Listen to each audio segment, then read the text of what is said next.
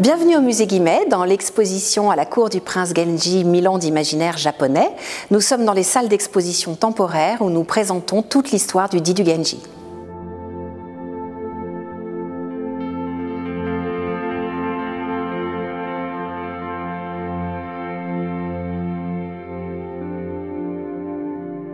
Alors cette exposition traite d'un roman, un roman très important dans l'histoire du Japon qui s'appelle le Di du Genji et qui a été écrit par une femme, Murasaki Shikibu, au XIe siècle.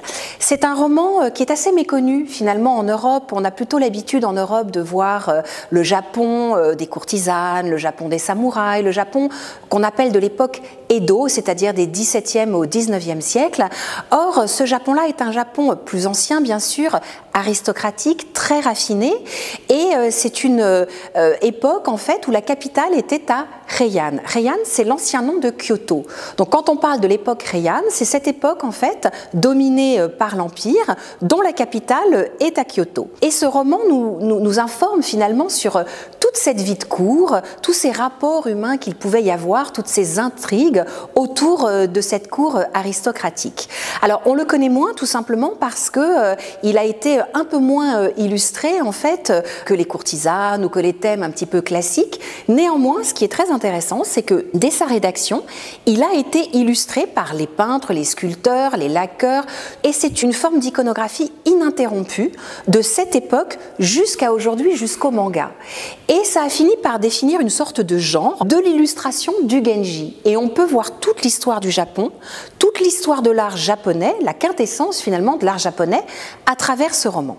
Cet ouvrage a été écrit par une femme. C'est une situation finalement assez inédite au Japon, car les femmes, en tout cas dans toute cette époque Edo qu'on connaît mieux, ont occupé un rôle, on va dire, somme toute assez secondaire. L'époque de Heian, donc qui s'étend en fin de compte du 8e au 12e siècle, est une période où les femmes jouent un rôle important.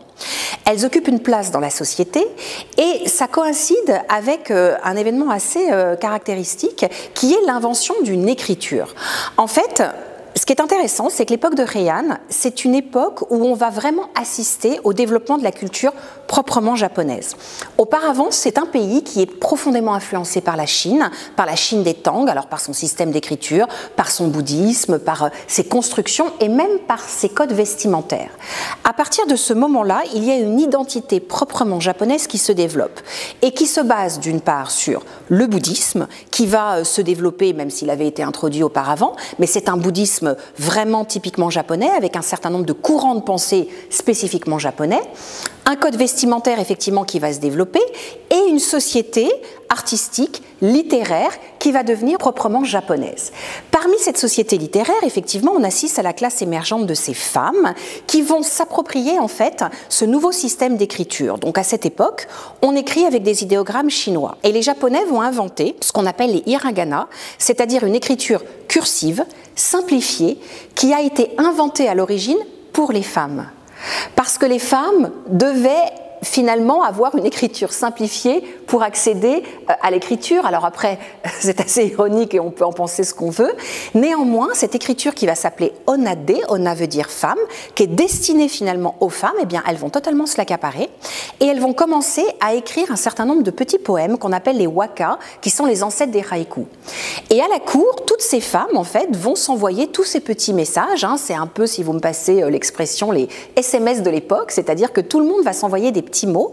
Ça va finir par constituer des recueils de poésie et ce sont ces femmes en fait qui vont se distinguer dans ces recueils de poésie. Parmi elles, il y en a 3 que l'histoire va retenir, c'est Ono no Komachi, Sei Shonagon et Murasaki Shikibu.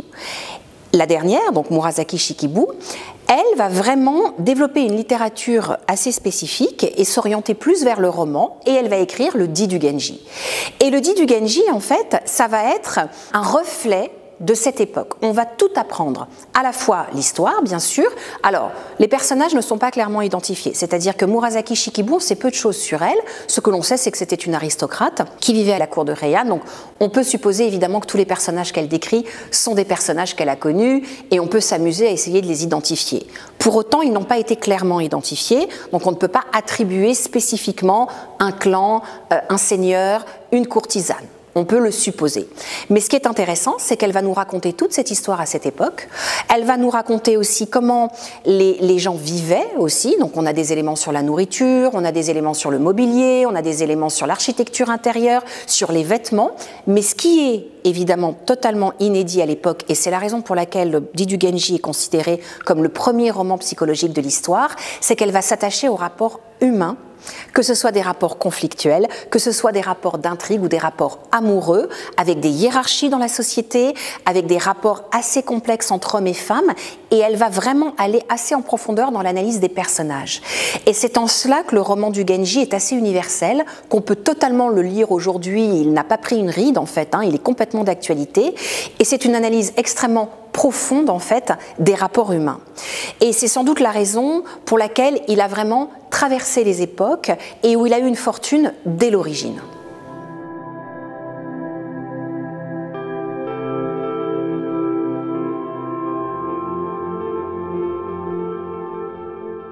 Nous sommes dans la première partie de l'exposition qui est vraiment dédiée à l'époque de Heian et à la partie historique. L'idée était de présenter les différents éléments de cette époque et aussi bien sûr d'introduire nos personnages principaux qui sont Murasaki Shikibu, qui est l'auteur évidemment du Genji, et les différentes autrices et poétesses dont Ono no Komachi, que l'on voit sur cette boîte en lac qui provient de la collection de Marie-Antoinette. Alors c'est très intéressant parce que cette collection, elle a été rassemblée par la reine Marie-Antoinette et elle se compose principalement d'objets en lac, en bois laqué, qui est vraiment une spécialité du Japon. Et ce sont des objets qui étaient destinés à la cérémonie de l'encens. L'époque de Heian, c'est aussi une époque où on assiste à tous ces jeux, toutes ces cérémonies autour de l'encens, du thé, des activités en fin de compte de la cour. Et la cérémonie de l'encens consistait à rassembler en fait des participants et on brûlait des bois odoriférants. C'était pas des pastilles d'encens telles qu'on les connaît aujourd'hui. Et on essayait d'identifier en fait ces fragrances par des noms poétiques. Donc c'était une sorte de concours en fait littéraire et le gagnant était celui qui avait bien sûr reconnu le plus d'odeurs, mais surtout qui les avait aussi nommés par des très belles allusions et qui avait réussi à faire un poème en fait autour de ces odeurs. Pour réaliser ces cérémonies, eh bien, on créait finalement un certain nombre d'ustensiles, de boîtes, de petits tiroirs et on venait avec son petit cabinet à encens pour participer au jeu. Ce sont des objets qui sont extrêmement raffinés et qui sont entièrement recouverts de laque qui sont ensuite saupoudrés d'or, soufflés, avec plusieurs différents niveaux d'or qui permettent de donner le relief. Et Marie-Antoinette avait une passion pour ces objets, elle en a acheté un certain nombre, donc au XVIIIe siècle, et aujourd'hui ces collections sont réparties entre le musée du Louvre, le château de Versailles et le musée Guimet. Donc on voulait vraiment les montrer dans cette exposition. D'abord ce sont des objets qui sortent peu des réserves, qui sont peu montrés parce qu'ils sont extrêmement fragiles et qui montent un raffinement extrême, donc qui mêlent cette poudre d'or, des incrustations de pierres semi-précieuses ou de corail, et ça permet aussi d'illustrer et de montrer le raffinement de la cour de Heian. Ce qu'il faut dire, c'est que dans l'exposition, il y a peu d'objets qui datent de l'époque de Heian, tout simplement parce qu'il y en a peu qui sont parvenus jusqu'à nous. La seule pièce de l'exposition qui date de cette époque est le grand Bouddha en bois qui accueille les visiteurs. Les autres, ce sont des œuvres postérieures, mais qui permettent d'évoquer cette période et d'évoquer ce roman.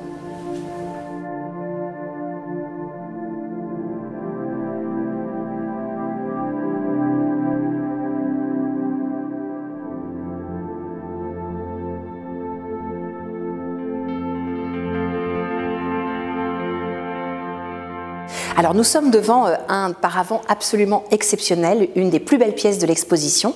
C'est un paravent qui a été peint à la fin du XVIe siècle, au début du XVIIe siècle, et qui provient d'une collection privée. On a la chance en France d'avoir des collectionneurs absolument extraordinaires, et c'est une pièce qui n'a jamais été montrée.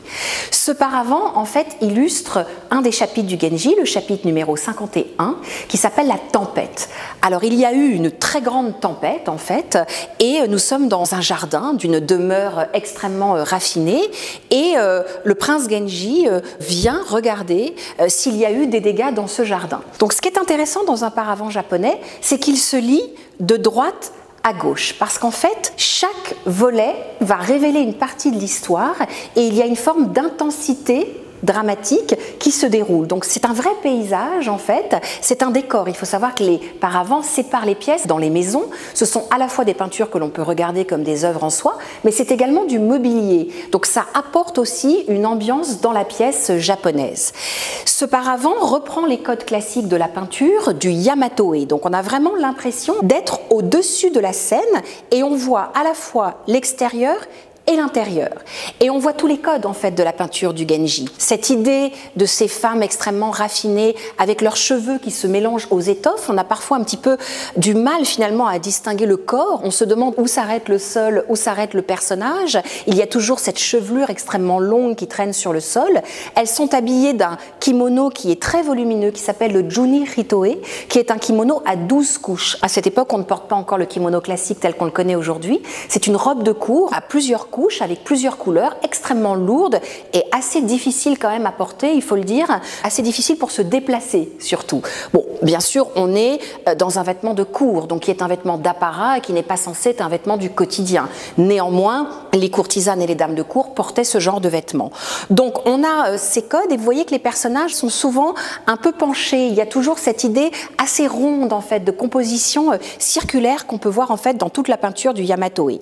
Et puis bien sûr, un soin particulièrement marqué au traitement de la nature. Ici, nous avons les pins, mais il y a toujours cette idée que la nature est omniprésente et que la représentation de la nature indique une datation dans le temps. C'est-à-dire que vous avez le thème des herbes d'automne, évidemment, pour évoquer l'automne, mais pour évoquer aussi des sentiments un petit peu plus sombres, évidemment, ou alors des pins sous la neige pour évoquer la fin de vie, ou pour évoquer aussi des moments beaucoup plus durs, le printemps pour la renaissance, la naissance d'un amour, ou la révélation de quelque chose. C'est-à-dire que la nature signifie aussi quelque chose, un sentiment ou un rapport entre des personnages. Il y a toujours cette idée complémentaire, en fait, entre les personnages, la nature, la représentation architecturale, et bien sûr une technique aussi, il ne faut pas l'oublier, avec ici des applications de feuilles d'or qui sont assez extraordinaires. Alors l'or est un tout petit peu terni parce que c'est une pièce du XVIe siècle, néanmoins elle est quand même bien conservée, mais c'est une constante aussi dans l'art du Genji, l'application de feuilles d'or.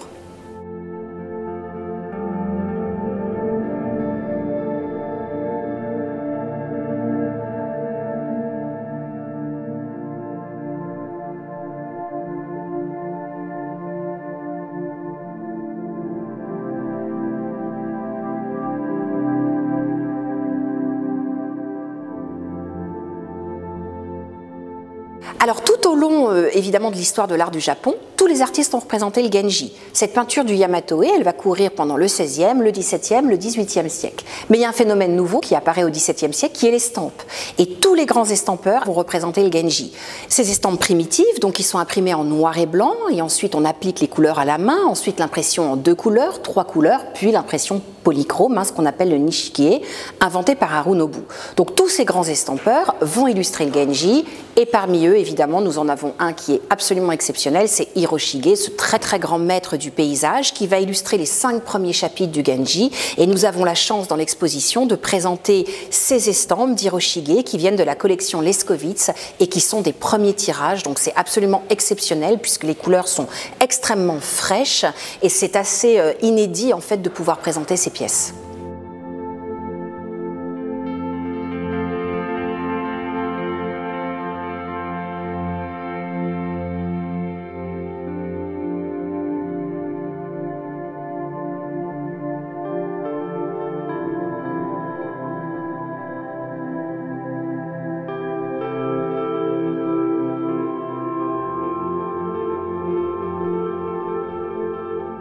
À partir du XIXe siècle, on assiste à un phénomène nouveau. Les estampeurs vont illustrer des parodies du Genji.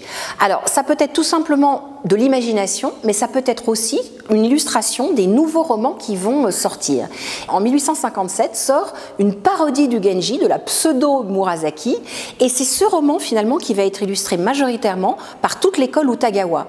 C'est intéressant parce que c'est une adaptation dans l'époque contemporaine du Genji, c'est-à-dire que les personnages sont les mêmes, les chapitres sont les mêmes, mais ils sont habillés à l'époque d'Edo et ils vont incarner des personnages de kabuki, des courtisanes. Donc c'est assez amusant de voir en fait comment ce roman a traversé les époques et finalement a inspiré aussi la littérature contemporaines, de l'époque, du 19e siècle, mais aussi les artistes qui finalement vont s'approprier les personnages et les rendre, j'allais dire, un peu plus accessibles au grand public. Parmi les pièces absolument incroyables de l'exposition, et on est vraiment très fiers d'avoir pu la montrer, nous avons ce palanquin. Alors le palanquin, c'est un objet tout à fait extraordinaire qui est conservé aujourd'hui au musée de Compiègne, mais qui appartient au musée des arts décoratifs de Paris. Le palanquin, c'était tout simplement la voiture de l'époque, c'est la façon dont les courtisanes, dont les personnages de la cour, les aristocrates se déplaçaient. Alors le palanquin que nous montrons dans l'exposition est un palanquin qui est postérieur, qui est de l'époque Edo, mais qui montre quand même ce véhicule assez particulier qui est en bois laqué, qui est extrêmement précieux et qui provient d'une des plus grandes familles du Japon, la famille Tokugawa. C'est l'héritier de ce chariot que l'on voit en fait dans toutes les représentations du Genji. Souvent quand on voit une œuvre avec ce chariot assez caractéristique, on se dit c'est une scène du Genji, parce que c'est vrai qu'il a fini en fin de compte par être une sorte de leitmotiv de la représentation du Genji. Les palanquins de l'époque Edo découlent en fait de ces véhicules et sont en général donc en bois laqué, très précieux, de la même technique que ceux qu'on utilise pour les cérémonies de l'encens, et ils ont une barre de portage puisque c'était porté finalement à l'épaule. Alors ce sont quand même des cabines assez petites, mais ce qu'il y a de très particulier dans le palanquin que nous présentons dans l'exposition, c'est qu'il est intégralement décoré à l'intérieur de scènes du Genji, de scènes de peinture à la feuille d'or selon le style du Yamato-e. Donc c'est à la fois un objet rare, précieux, dans un très bon état de conservation, mais qui permet aussi bien sûr, j'allais dire, d'augmenter l'imaginaire par rapport à cette époque et d'essayer de transcrire la vie de cour à l'époque de Heian.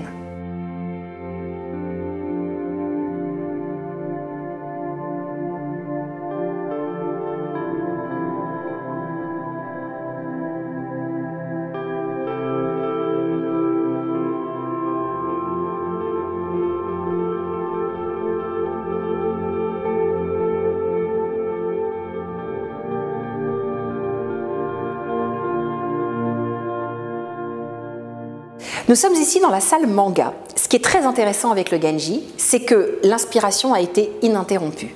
Et les mangaka aujourd'hui, en fait, reprennent à leur compte ce roman et finalement l'illustrent. Alors, ce qui est amusant, c'est qu'autant les estampeurs du 19e siècle se sont attachés à représenter des parodies du Genji, autant, finalement, dans le manga, on revient à une iconographie beaucoup plus classique de l'époque de Heian, du genre Yamato-e. Alors, le Genji a été représenté en manga dès les années 80. Il y a eu, bien sûr, l'animé de Gisaburo Sugi en 1987, qui a aussi, bien sûr, contribué à la fortune du roman.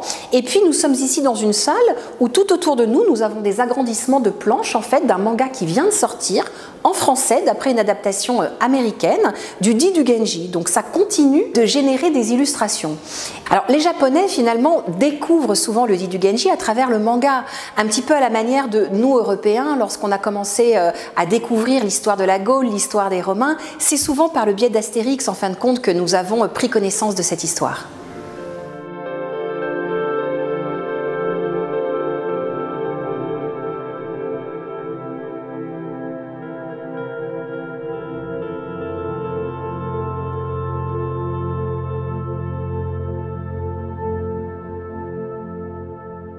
Nous sommes dans la salle des rouleaux, les fameux rouleaux d'Itaro Yamaguchi. Alors Itaro Yamaguchi était un maître tisseur de Nishijin. Nishijin, c'est un petit quartier de Kyoto où se produisait tout le tissage de la soie et tout le décor des kimonos pendant tous les 16e, 17, 18 jusqu'au 19e siècle. Au 19e siècle, il y a une vraie crise industrielle du tissage au Japon et ils entendent parler en fait d'un métier à tisser qui a été inventé à Lyon par Joseph-Marie Jacquard. Alors en 1872, la préfecture de Kyoto envoie 4 Japonais à Lyon pour apprendre à tisser le jacquard. Ils arrivent à Lyon, ils se forment au jacquard, ils en ramènent un au Japon et quelques années plus tard, toute l'industrie du tissage utilise le jacquard. Et grâce à ce métier, Nishijin va retrouver de la vigueur et va reproduire un certain nombre d'étoffes. Maître Yamaguchi est donc un tisseur de Nishijin. Sa famille tisse depuis des générations et lui-même va utiliser le métier jacquard. Pendant les 70 premières années de sa vie, il va tisser essentiellement des kimonos pour des courtisanes, pour le théâtre no, et des hobis qui sont ces grandes ceintures rigides que l'on porte avec le kimono. À l'âge de 70 ans, il décide vraiment d'utiliser cette technique, ce savoir-faire qu'il a appris, pour réaliser un chef-d'œuvre. Et il est tombé amoureux dans sa jeunesse de ces rouleaux du Di du Genji, donc peints à l'époque de Heian au XIIe siècle, et il décide de les réinterpréter en tissage. Ça va lui prendre environ 30 ans de réaliser ce chef-d'œuvre absolu, parce qu'il va falloir retrouver les couleurs d'origine, réintégrer les lacunes et donner une sorte de profondeur pour vraiment transposer le thème sur un autre support qui est le tissage. Et quand on les regarde, ces rouleaux, ce sont des véritables peintures tissées. Il va s'entourer d'un certain nombre d'artisans, que ce soit des teinturiers, des moulineurs de la soie, et puis bien sûr des chimistes, parce qu'il va aussi se rendre compte qu'il y a des choses qu'on ne peut pas restituer en tissage. Par exemple, lorsque vous utilisez un fil d'argent, il s'oxyde. Donc il va inventer un fil de platine qui donne en fin de compte l'illusion de l'argent, mais sans s'oxyder. Alors le maître travaillait toujours de la même manière. D'abord, il réalisait un dessin qu'on appelle un shitae, en général à l'aquarelle, c'était un très bon dessinateur. Ensuite, ce dessin, il le quadrillait, c'est ce qu'on appelle une mise en carte, pour pouvoir ensuite fabriquer les petits cartons du métier jacquard. Ensuite, il procédait à un certain nombre d'essais de tissage avec des choix de couleurs. Alors les couleurs étaient très importantes. Chaque fil de soie était teint jusqu'à 17 fois pour obtenir la nuance qu'il souhaitait. Il y avait évidemment des fils de soie qui étaient plus ou moins denses, plus ou moins moulinés, plus ou moins tordus pour accrocher la lumière d'une certaine manière. Et en fonction de tous ces éléments, il tissait plusieurs essais et quand il était satisfait d'un essai, la technique était consignée dans un cahier et c'est celle-ci qui allait être réalisée. Ensuite, il a tissé donc ces 4 rouleaux de 1982 à 2009, puisque le dernier rouleau en fait a été tissé par son assistant, le maître étant décédé en 2007. Et lorsqu'il a achevé ce grand œuvre, il a décidé de les donner à la France, particulièrement au musée Guimet, pour remercier la patrie de Joseph-Marie Jacquard qui avait sauvé l'industrie du textile au Japon.